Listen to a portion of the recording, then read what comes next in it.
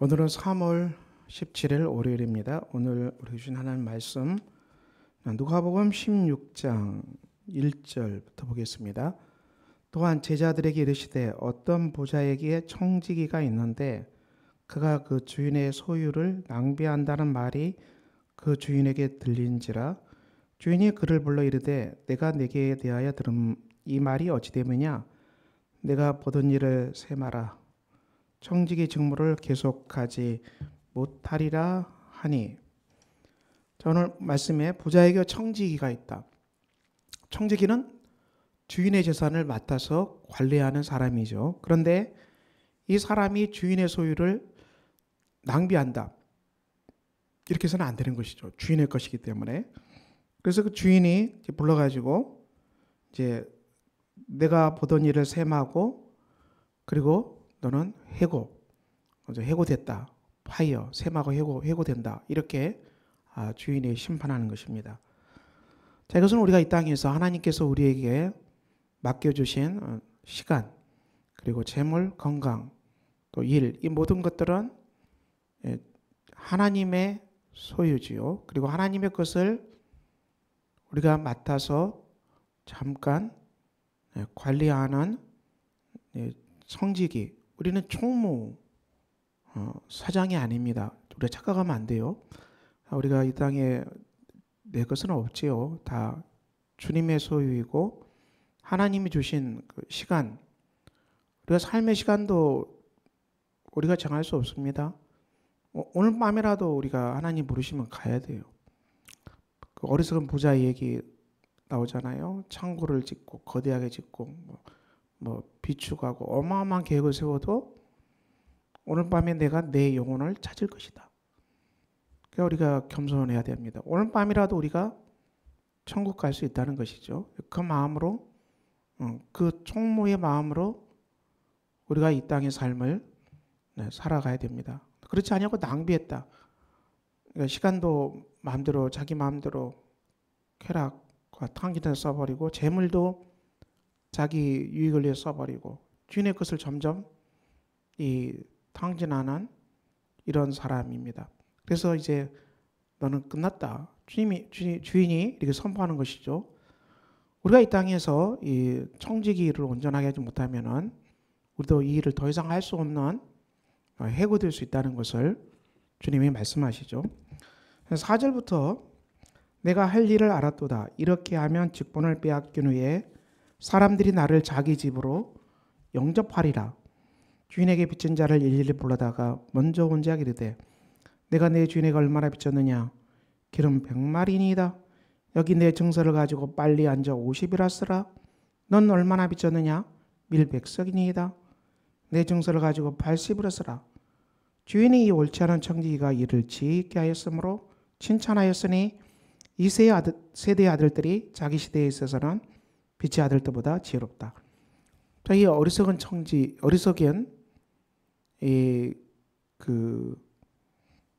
불의한 청지기가 일을 어떻게 했는지 우리가 봐서는 이게 말이 안 되는, 주인에게 빚진 채무자를 다 불러가지고 밀백석이면 그것을 또 빚을 얼마나 탕감? 기름 100마를 50으로 탕감해버리고 또 밀백석을 80으로 탕감해버리고, 자, 이런 일을 이 청지기가 한 것입니다. 우리가 이제 주인의 채무자를 다 불러가지고, 내 채무자가 아니에요. 주인의 채무자가 왔어요. 그래서 주인의 채무자가 너는 얼마 빚졌느냐? 그러니까 1억을 주인한테 빚지고 있습니다. 증서를 가져라 해가지고 이것을 자기 임의대로 5천만 원 탕감해주고 너의 빚은 이제 5천만 원밖에 없다. 이렇게 다 빚무서를 가져라게 해서 이 청지기가 자기 임의대로 빚을 다 탕감해주고 말하죠. 주인의 소유가 더 이게 어떻게 됩니까? 더 날아가 버리는 거잖아요. 그런데 오늘 비유는 주인이 이 청지기를 칭찬하였다. 칭찬했다고 했어요. 주인의 그 빚을, 채무를 자기 임의대로 탕감해버리는 이 청지기를 주인이 오히려 칭찬했다. 이게 잘 이해가 안 되죠, 여러분? 이게 어떻게 이해가 되겠습니까? 빚도 주인의 재산인데 그것도 자기 마음대로 깎아줬으니 또 주인의 재산 또 이게 날려버린 거 아닙니까? 여러분이 주인이라면 이 청지기를 칭찬할 수 있겠어요? 내 빚을 자기 마음대로 임의대로 깎아서 날려버린 이 청지기가 뭐가 보기 좋아 칭찬하겠습니까? 이 본문의 비유도 우리가 어떻게 풀어야 됩니까? 우리가 이 본문의 비유도 우리는 이 비유를 구속사로 풀어가야 되는 것이죠. 그리고 구원의 복음으로 풀어가야 됩니다. 문자적으로 풀면은 풀리지가 않습니다. 누가복음 15장과 16장은 바로 결합되어 있습니다. 누가복음 15장은 돌아온 탕자, 집에 있는 탕자, 하나님 품에 안긴 탕자의 비유를 말하죠. 구원받는 성도들입니다.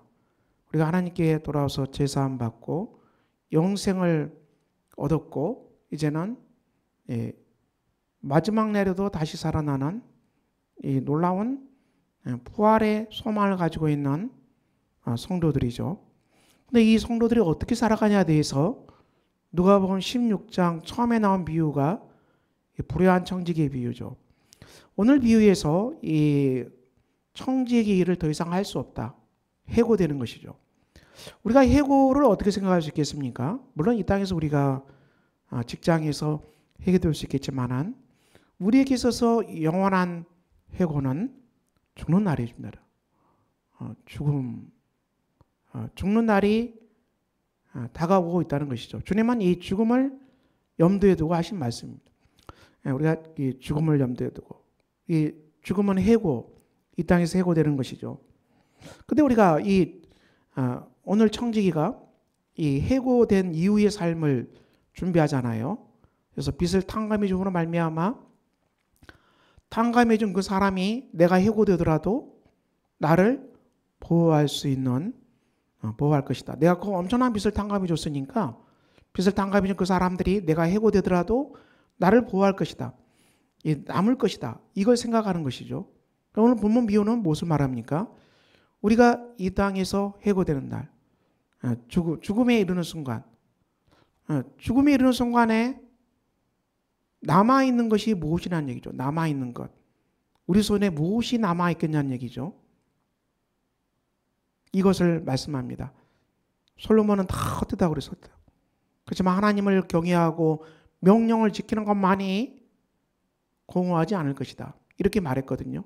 우리 삶이 모두 헛된 것으로 가득 차 있는데 하나님을 경외하고 명령을 지키는 사람만이 공허하지 않는 것을 붙잡고 있다. 이렇게 솔로몬이 얘기했거든요.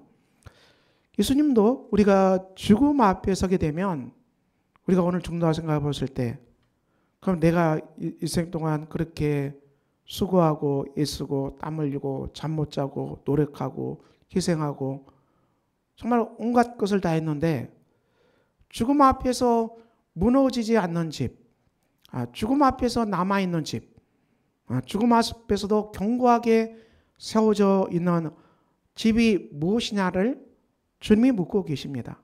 우리가 예수 믿는 크리스찬으로서 성화의 삶을 살아갈 때 우리가 죽음 앞에서도 무너지지 않는 그 집을 건축하는 삶이 정말 성화의 삶을 온전히 살고 있는 것이죠. 예수님은 산상설교를 통해서 반석 위에 지은 집과 모래 위에 지은 집으로 최종 결론을 내리죠. 예수 그리스도라는 그리스도 반석 위에 주님을 믿고 그 믿음으로 예수를 믿는 그 믿음으로 건축한 집만이 견고하다 그랬어요. 모래 위에 지은 집은 다 무너지고 만다겠어요. 우리가 이 땅에서 반석 위에 지은 집이라는 것은 예수님을 구세주로 영접하고 예수님이 내 삶의 통치자가 되고 예수님이 내 삶의 머리가 돼서 내 삶에 어떤 일을 하더라도 주님을 위해서 하는 일, 내가 돈을 쓰더라도 주님을 위해서 돈을 쓰는 것, 내가 숨쉬고 마시고 활동하고 일하고 이 모든 것들이 하나님의 나라를 중심에 두고 주의 나라를 중심에 두고 하나님을 기쁘시기 위해서 하는 일들, 정말 하나님 나라를 위해서 했던 일들, 이것이야말로 죽음 속에서도 무너지지 않는 영원한 집이라는 얘기죠.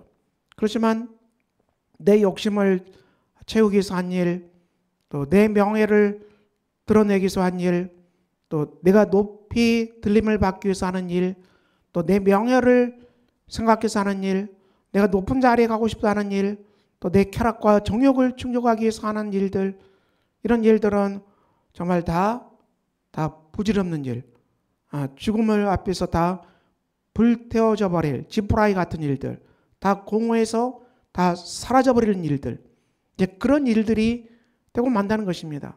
자, 우리의 삶이 뭐에 공허하고 허무합니까? 우리가 공허한 집을 짓고 있기 때문에, 우리가 허무한 집을 짓고 있기 때문에 우리 삶이 공허하고 허무할 수밖에 없다는 것입니다.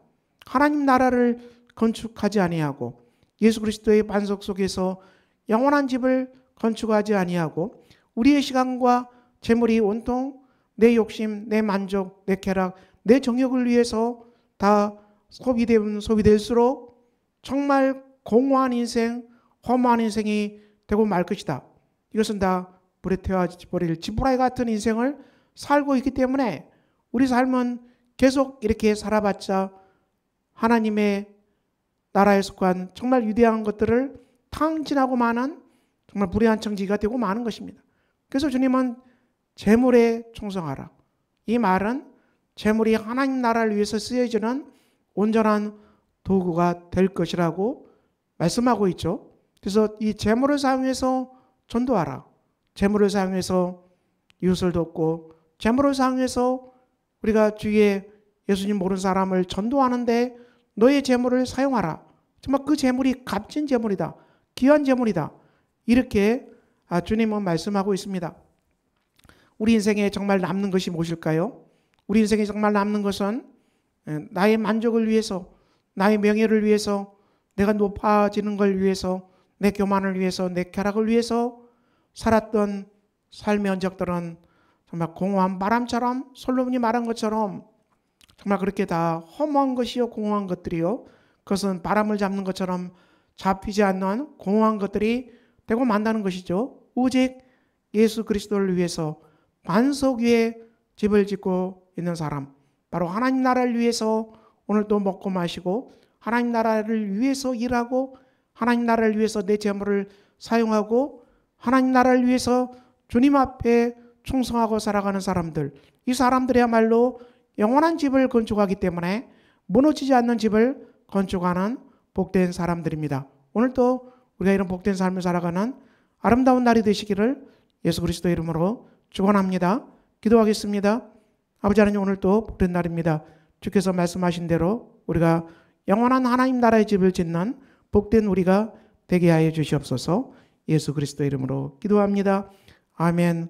하늘에 계신 우리 아버지, 아버지의 이름을 거룩하게 하시며 아버지의 나라가 오게 하시며 아버지의 뜻이 하늘에서와 같이 땅에서도 이루어지게 하소서. 오늘 우리에게 일용할 양식을 주시고 우리가 우리에게 잘못한 사람을 용서해 준 것 같이 우리 죄를 용서해 주시고 우리를 시험에 빠지지 않게 하시고 악에서 구하소서.